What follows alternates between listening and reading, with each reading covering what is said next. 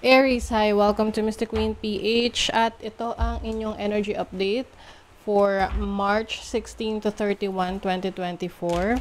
This is a general reading. Just take what resonates. Watch your Sun, Moon, Rising, Venus for other messages. And thank you sa lahat ng mga sumusuporta dito sa ating channel. Just a reminder, gamitin niyo lamang ang reading na to bilang gabay. Pa-follow, like na rin ang ating Facebook at TikTok. Lahat po yan, Mystic Queen PH. Like, share, subscribe, turn on post notifications para lagi kayong updated sa ating mga readings. And please check out my Shopee. Available mga protection and prosperity items, bracelets, zodiac sign bracelets, and many more. Link on the description. Ayan. And if you are interested in private readings, meron tayong promo na 30% discount hanggang March 20. So, lahat po ng information kung paano makapag-book ay nasa description. Okay, let us see, Aries, what is up with you? Energy update, March 16 to 31, 2024. Okay. Take responsibility for your life as a creative adventure. Oy, mukhang meron kayong ipupursue na creative work, creative ideas. How can you live with more meaning, integrity, and truth? Ayan. So, parang meron kayong hinahanap na na mga bagay na you will feel accomplished, you will feel satisfied. And at the same time, ini-encourage ka rin na i-explore pa yung mga talents and skills mo. Meron kang creative adventure ngayong second half ng March. Na kung saan parang you will feel na life is more meaningful. Let's see what else. Okay, some of you are going to explore creativity pagdating sa, this sexual connection mo. You're becoming more sensual. Baka nag-experiment ka ngayon if you are in a relationship. But for some of you, this is about your dreams. Maaring isinasakatuparan mo yung iyong mga pangarap.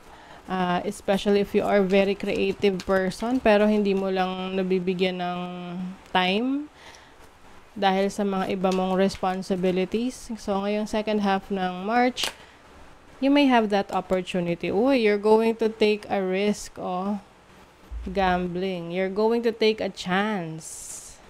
You are willing now to play the game. Diba? Kumbaga, susugal ka sa sarili mo ngayon. Na, yes, you can do it. Posible na ito'y maging very successful sa'yo. Number 33 is a master number, no? So, master creator yan. So, very creative kayo. Let's see your overall energy for second half ng March. Judgment. Oh my God, may change. Merong pagbabago sa inyo. This is reinvention of yourself. It's like a rebirth. A brand new you. Diba? Let's see your challenge. Ano yung challenge? The Empress. So, ang challenge ninyo ngayon is kung paano nyo magagamit talaga yung gifts ninyo, yung creative talents ninyo. For example, magaling kang kumanta, pero hindi mo siya pinupurso kasi nahihiya ka or parang feeling mo okay na yun, pa video okay ka lang. Pero nandiyan naman yung opportunity, no? Pwedeng may nag-aalok sa'yo na, subukan mong mag-audition or even to make your own, yung songs, no? Oo. Ngayon naman kasi, posible na kahit wala kang record label, pwede ka lang mag-upload ng records mo sa YouTube, sa Facebook, sa Spotify, mga streaming services, 'di ba? Oo. So, I think yun yung i-explore mo. Yung capabilities mo, abilities mo, talents mo, gifts mo. Let's see your opportunity. see, Ace of Cups, new beginning, meron kang new source of happiness. Meron ditong, yung iba sa inyo, ha, this is specific message. Meron ditong magkaka-baby. Itong pagkakaroon niya ng baby is, pwedeng, siya, biglaan. Oo. So, kung hindi pa kayo ready, be careful. Pero kung ready na kayo, then congratulations. Yes, pwede itong unexpected baby. A bundle of joy. Kasi may Empress dito. Tapos may change, may malaking transformation. So, yung iba naman, this is an opportunity that will excite you, no? Oo. So, pwedeng ito yung offer sa'yo na meron kang opportunity na i-explore mo pa yung talents mo. Pwedeng ikaw mismo you will make your own opportunity. Okay? So, your blessing, ang ganda. The blessing is about celebration. You will gain more friends during this time. So, you may be networking, connecting with a lot of people. Marami kang mga kakausapin, mga bagong friends, connections. Yes, may celebration. Iba sa inyo, reunion. Reunion with your friends, colleagues, dating katrabaho. So, let's see. Let's check it out pa. Let's see what is judgment. Ano tong energy nila with the High Priestess. You've gained a lot of knowledge through time. So, napaka-wise nyo na ngayon. So, yung mga napag-aralan nyo, gagamitin nyo yan para mabago ang buhay ninyo. Like, very transformative. What is the Empress? 8 of Wands. Actually, marami ng signs na pinapakita sa'yo. Pwedeng hindi mo lang napapansin or parang nagda-doubt ka pa sa sarili mo. But definitely, it's your time to shine, Aries. What is the Ace of Cups? Whoa, wow.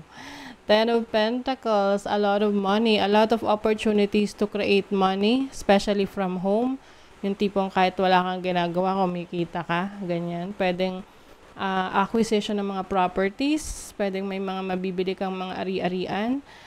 With the 10 of Pentacles here, money is flowing abundantly sa inyong life. Okay? Let's see your blessing. Yung iba sa inyo, merong matatanggap na mana, inheritance from parents, or kung may asawa na kayo, pwedeng yung asawa nyo, merong matatanggap na inheritance from parents. King of Wands, a lot of freedom. Aries, kayo ay malaya ngayon na explore ang inyong life. Yung iba sa inyo, may blessing of travel. So, pwede kayo magta-travel anytime soon. Yung iba naman, magbi-business kayo. Let's see your money, career, finances message. Taking chances, diba? Taking a risk. So, for some of you, Aries, talagang parang susugal kayo ngayon. You're going to explore, no? Lagi kong sinasabi, explore, no? It's time for a leap of faith in this situation.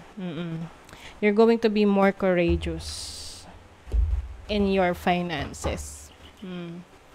Let's see your love life. Love life naman ng mga Aries. Love life. Love life. Okay. Reconciliation. O, yung iba sa inyo may pag-aayos, pagbabalikan. Person from the past. Yung iba naman, tipong nag-away lang kayo ng person mo, tapos magkakabati naman kayo agad. Okay?